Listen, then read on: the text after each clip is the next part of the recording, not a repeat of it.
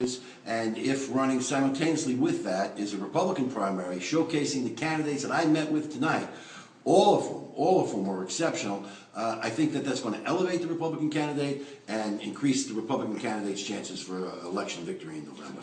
Right. Yeah. The caliber of candidates that we met with tonight was just outstanding. And I believe in the end, the people, the Republican Party, people who are registered Republicans should make the decision, or should help us make the decision.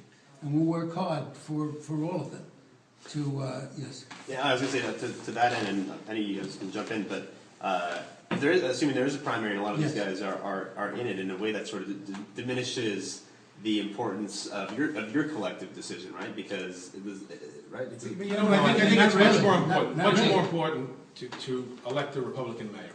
I think all of us will agree that this isn't about ego, this isn't about anything but making sure we can continue a Republican in the mayoralty and continue to keep this city safe, to keep it financially and fiscally conservative.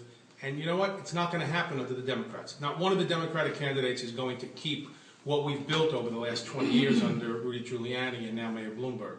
So I think it's fair to say that although it wouldn't be our first choice, but I think if we can keep the Republicans in power in the city of New York, that would be the best thing.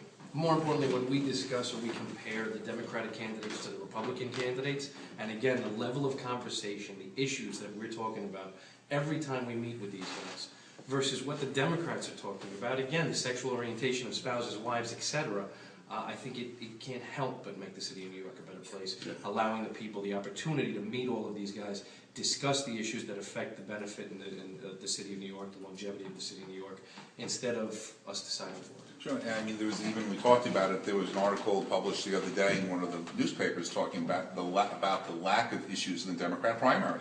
I mean, they really are running in a primary that is bereft of any issue discussion whatsoever. And that's a disservice to the people of the city of New York. Right. And what we heard tonight, from all of them, they're very issue-oriented and, how to create jobs in the city, what we need desperately.